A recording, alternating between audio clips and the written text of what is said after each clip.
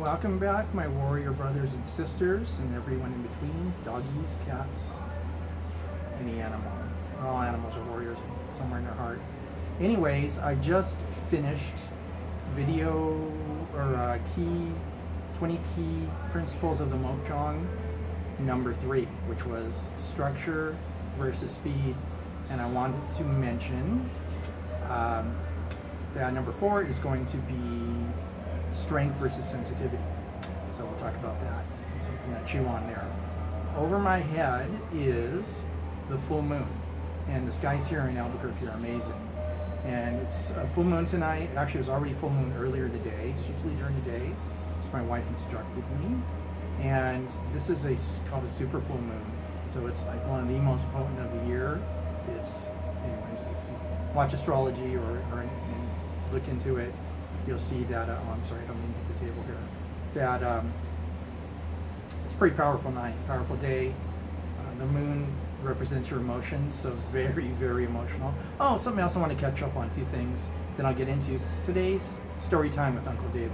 Anyways, the other thing is, I thought was interesting on the video I put out about why wood with the Mokjong, and one thing I didn't even think about this. It hit me really hard. I'm like, wow, I have to mention it.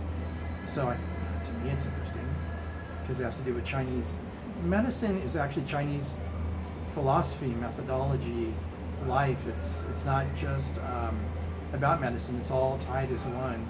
It's freaking incredible. So if you ever have medical problems, I'm not trying to get you to do anything, but maybe look into a different angle, and boy, it'll open your eyes in ways that you can't even begin to imagine, in a wonderful way, to really help yourself or help others. Anyways, so I was talking about wood and the liver and rising energy, why the Mokjong's wood is aggression, it's motivation, but I thought it's also a season, okay, so catch this one. So and this is just the Wing Chun, which I'm tying in, is that Wing Chun means, I've seen different translations. One is beautiful springtime. Let's just say springtime. So the woman was supposed to be nice looking, and she had a nice name, so it kind of fit, springtime. And spring, oddly enough, or not, because we don't believe in coincidence here, is the season of the liver. It's also the season of liver and gallbladder, but of wood. So, kind of interesting that so much, not in the other systems, like I said, even in Charlie Futt, there's all kinds of Mokjongs, all crazy ones, but the one that's so popular is this one, because of the movies, because of Bruce Lee, because he went down that road. Actually, I read different places where he saw someone doing Charlie Futt in Seattle in a park. It was a volunteer park. That's where he actually buried, right next door. And he said, "What the hell is that?" Or "What the hell is that guy doing?" Something like that. It isn't a book I was reading, or James Miles. I'm not sure. And so I think he studied a little bit of Charlie Futt. So I thought that was interesting. But that's not the road, that everybody else is connecting everything to, in a sense. It's gone crazy. It's gone viral. It's gone nutty. But so the Mokjong that's connected to it, of course, is the Wing Chun Mokjong. So this is my new. By the way, I wanted to say this, and I missed it. What's better than one Mokjong? 2. And so my other one that I've had for almost 30 years is over there, and this is my new one that we put together, my wife and I, my beautiful wife, and it's amazing. It's way nicer than I thought it was going to be. So, a lot of times in life is a disappointment, but not this time. And so I love it. And it's a piece of artwork. I mean, some people, you can just buy something, put it up. It's artwork. It's beautiful. And so, let alone its interview, what it's teaching you. So anyways, there it is. I wanted to get it in a picture with the moon in my head, between the two, triangulating. So, okay, so this is story time with Uncle David. So I've been through so freaking much in my life with a lot of things, but with all this martial art training stuff. And So I've rented it. So this is for people who maybe they're pretty, they're in a school and they want to open their own school, or they stopped training and now they want to open a school, or they want to start teaching somewhere, or whatever the case may be. And it's okay. It can be, because I don't like the wide brush stroke and everything, but it can be quite difficult to find a place. A lot of places don't want your energy. They don't want weapons. Like a lot of, so you could look at, it could be very, very, very expensive depending on where you're at, for event centers or community centers. I spent a lot of money at a community center that just was ridiculous. Beautiful place though, but nothing happened there. And so you could put out a lot of money, and that's not fun. And it's kind of triples the impact of not having students. And then so you don't have anybody, or a couple of people show up, or whatever, sunny, whatever. And so it becomes sort of a detriment to you. So it's a hard road. And I think any school, unless they're doing really great, people are flooding in. There's places that do that. And I will tell you, that's part of this story, which is beware the poacher. And so I'll get into that. But so even dance studios, yoga studios, event centers, community centers, it's kind of hard. And putting out the money. I've had some success. I've had lousy success. And you just never know. You never know what's going to happen. One place was, I went back to my mom's garage and turned that into a training center, and I actually had students. And I put up some flyers in this city near Seattle, and we got a lot of people. And actually, another story will be a spin-off of somebody who that I trained for just 2 weeks, but that's a good story. So this one is. I don't even want to say the city. I don't want to, because see, I just don't want to mar people's names, but people mar themselves. So I'm just going to tell you what happened. You can be the judge. But I was teaching only Filipino martial arts stuff. So the sticks, a lot of stick training, and I don't call it stick fighting, stick combat. Some of my pet peeves, the word fight. Anyway, stick combat, knife combat, hitting the pads, trying to do things realistic, because that's what I believe, as much as humanly possible, and bringing in beginner students and not scaring them away. And actually, that school actually went pretty well. So I had taught I think 3 different places.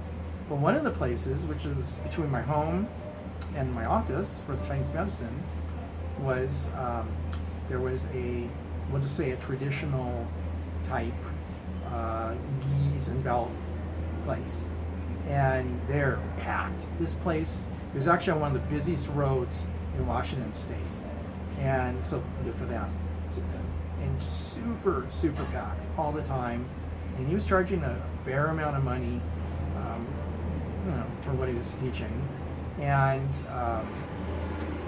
whatever that was. And so I thought, well, maybe I'm going to go there and see if, because I know at night, most places shut down, and at 6, maybe they even close at 6 or at 7:30 maybe. And I was like, I'm kind of a late nighter. Maybe I'll see if there's people who still want to train from 7:30 to 9:30, because my classes are long. I don't do these weekly classes. You just can't. You're just getting into something, and then you stop. That's like you bake something and you're halfway into the recipe and go, well, I'm going to stop. I'm tired. No, you go all the way. Bake the freaking bread. And so. I knew this guy, and I went into the school, and he's like, oh, sure. And of course, who doesn't want to rent time? Well, not everybody, but a lot of people. It's like it's time they're spending a lot of money, and they want to get some money back. And even though he had 1 million students jumping up and down in the air like little jumping beans, he said yes. And so I showed him a flyer, and he showed it to his wife, who also was a black belt. And he came back and said, I was going to create, well, I did, a banner. There's a great place called Half Price Banners. And they are half price. It's really like a wonderful place. They're still inexpensive if you're opening a class or school. So half price banners. I'm going to have a sip of water here real quick. Hold on, I'm sorry. Okay, so I'm going to create a banner, and I want to put the flyers out and hang it outside the door. He said, that's all fine. So he came back the next day. He said, you can't use the word self-defense. I said, what? And he said, my wife said, no, we are self-defense. You're not. And I'm like, oh, okay, whatever. And so I used the word combat. So, but it's just funny how stern and nasty suddenly they became. And so that was number one thing. And it was goofy to me. So number two thing was I asked this guy, so since they're self-defense and training in Filipino combat, close quarter combat's not, I said, well, how often do you, so I tricked him. I said, so how often do you train in self-defense? Shouldn't it be like, that's all you're doing? Caught him. And can't get past me. And I got mine like a lawyer. And so he said, once a month we dust off the training knives and do a couple, And I was like, what the? So, okay. So that was goofy. So that's another thing that happened there. And then we came to a class early before our class. We got out of our work and we had our own business, so we do whatever we want. So we got there a little bit early once, and we're watching class, and maybe 10 minutes, and they're going over kata. And the wife was teaching, and she tells one of the students, and we always laugh at this, okay, move like a robot. I'm like, what the move like a robot? I mean, the whole idea is fluidity and speed and moving like a jaguar, and like a lion, and pouncing. The old saying, Shirley Fight, like pounce like a tiger, a majestic tiger. And I'm like, move like a robot? They're already moving like robots. And then she's enforcing it. And I went, oh, that's bad news. So, at least in my opinion, maybe someone might think that's wonderful, but I don't. And so that was goofy. And then another time I came early, and so we always laugh, move like a robot. That's one of our little inside jokes. It's like how insane. And you're charging people $140 a month. Okay, so, and then I watched actually a self-defense thing they were doing. And this is just, insane. So the person's standing with a one punch out and one punch chambered, like a statue. So either they were paralyzed with a blow dart or a and then the person was doing chop, straight punch or kick, chop, and I'm like, and that was their self-defense class. And I went, what? And so that threw me off a little bit. And the reason I'm ranking on all this is because I'm getting to the poacher part. And so then probably the most embarrassing thing that happened there was we came in again. We're setting up. So we're setting up. The class is leaving. We're trying to whatever. They're leaving. We're coming in, and huge class. And this one young lady's a black belt, and so they wanted to kind of show off again with my students coming in their superiority. And so the sensei or whatever he is comes out and he holds a pine. It's not even 1 inch, by the way. It's like 3/4 inch. I think I sneezed and it broke apart. But anyways, and he holds it for this student with a black belt who does a spinning, kind of a spinning back kick. And not spinning back kick, but a spinning kick, like a hurricane. It doesn't matter. Spinning heel hook kick. And her foot bounces off it. I'm like, oh, they must have got out the hardwood, the ironwood or teak. No, it was the freaking pine, balsa wood. And so there's an embarrassment that's rolling through this place, and I'm like, you know what, you kind of deserve it. And then so she did it again. Foot bounces off.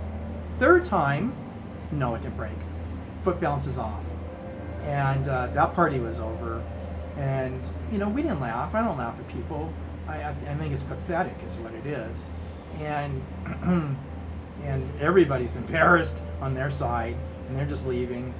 And the teacher's embarrassed. I think he was almost shaking his head a long time ago. But I do believe his head was kind of hanging low a little bit. And he should have been, because that's ridiculous. And it wasn't she's having a bad night. That's just ridiculous. And so I've only been there like 2 or 3 months. And flyers were going out, and somebody asked, we had a t-shirt. And so somebody saw a t-shirt who's working at a store, I think it was a Safeway, to my wife and says, "Oh, I'm looking for the self-defense class or whatever, take care of myself class. So you teach that?" And she said, "Yeah, come on down, of course, we always want students, right? Teachers want students, schools want students, it's just the way it is." And so we haven't heard from him for a couple of days, and he said he's coming down the next day. So we go back to Safeway, get something. We used to go there all the time. It was like across from where we used to live. And I think Tia or I don't remember, both of us were in line, and he was like the checkout guy and working there. And what happened? Did you come by? He goes, "Oh yeah, I got off early the other day, so I went down to get a flyer." And the teacher calls me in, and he says, I go, "Oh, this doesn't sound good." And he said, what do you want to learn?" He goes, "Oh, self-defense." He goes, oh, don't go to that guy. He stinks. He's horrible. He's a terrible teacher. This guy didn't even watch the class. He's saying I'm a terrible teacher when I'm teaching close quarter, fast, lightning, all the stuff I know I'm pouring into people. I don't hold back. And we're hitting pads, heavy pads, leg pads, crashing learning all the lightning fast Filipino stick combat. And so he's telling this guy how I'm horrible, I'm a horrible teacher, I'm a horrible person, and to come take his freaking class. I'm like, oh, get it now? Beware the poacher. He was poaching. And I thought, I should have had more students, at least like 3 or 4. It's a busy place. Should have actually got some of his students, which one guy, so I'll tell you about him. He's kind of is an epilogue afterwards that happened. And I was like, oh, what? When you're a student, you actually represent your teacher or the system to some degree. If you're a jerk, you take a class and you're a jerk out, and you can't really hold it to the teacher that much. But in some ways, there's some responsibility of who you are and how you represent yourself in anything, in a job or religion, whatever it is, politics, whatever.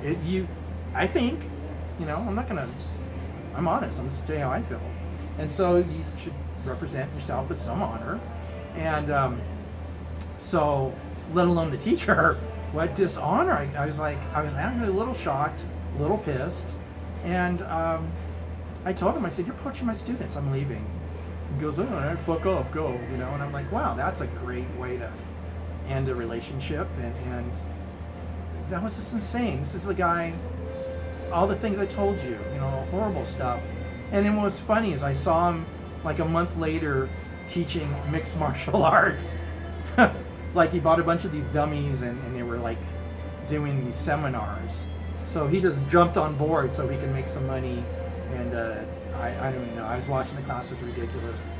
And the whole thing was ridiculous. But I never said anything. I never did anything. I never said one thing to any of his students. They watched and they left, but I would never do that.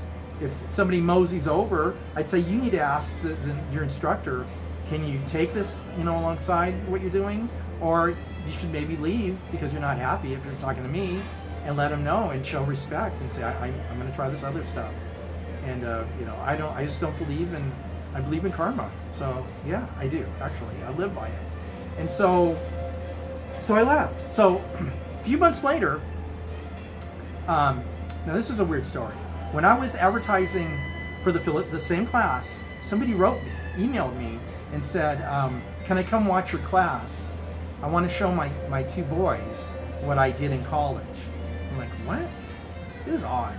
And I'm like, yeah, whatever, sure, of course, I'm not going to say no. And that's when I was actually at a hall that was down the street, and we left that hall to teach at this other place. We thought it might be better for the school. And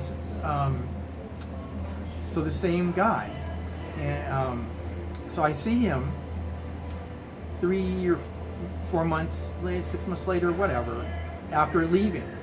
And this guy never watched the class. Nobody ever from their school, ever. They all like filed out like ants out the door. And they were loyal, so good for them. They believed in what they were doing. They didn't want to see anything that was actually scary and kind of real. So they filed out, and that's good. I don't care. What are you going to do? And so this guy, I run into him at a place called PCC. It's a co-op place. It's an overpriced hippie food place that I've been in. When I was in Seattle, I was a member. I joined it, and so you go there, whatever. And the food was really good. That was like when organic was new and really good food.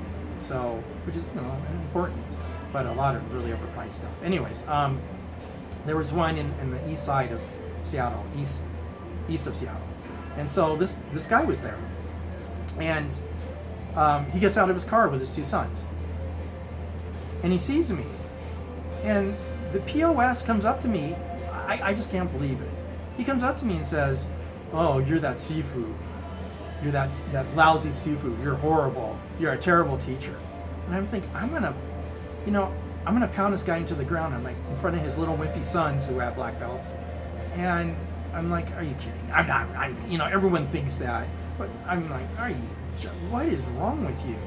And I said, "Your teacher poached people who wanted to come to my class." I said, "You don't even know me. You don't know me. You don't know my abilities. You don't even know how I teach." And he's just going off. And I thought, wow, what a great representation of the school. And this guy, not to sound arrogant, but he was the wimpiest little punk. I mean, these guys never nothing. I mean, honestly, one light crack in the jaw, and he's going, he's going to be embarrassed for life, even in the stomach. I guarantee just a little pat in the stomach, he's going down. He's never trained. And what a blown up ego and arrogance. And if I'm sounding arrogant, it's because I can back it a bit. I put in my time. I've done it.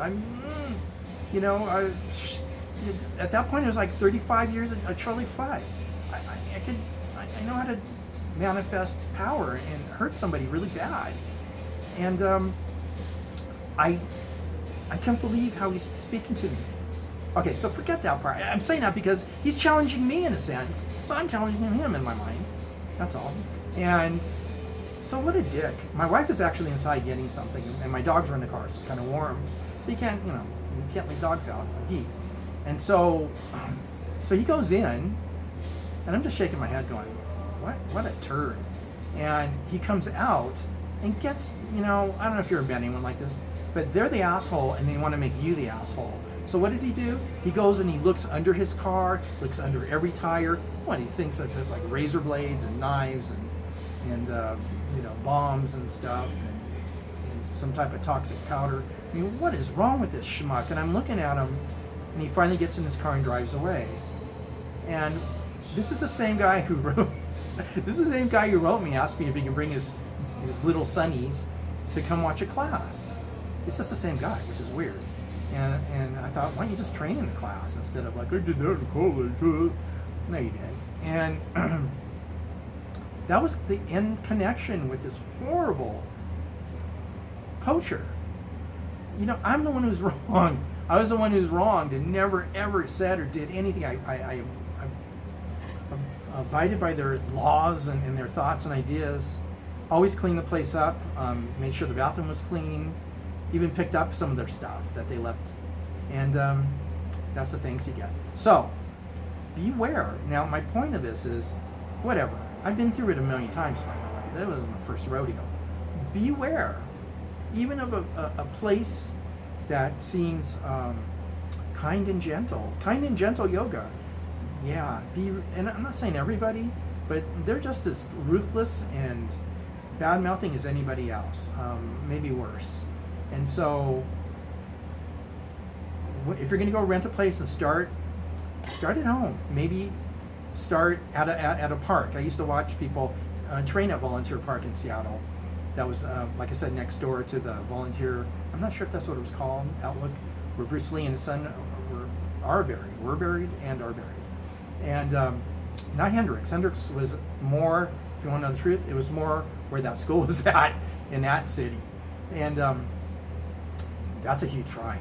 The Hendrix Shrine is like insane, but people would go do Selim Dow and they'd go do forms at Bruce Lee's grave.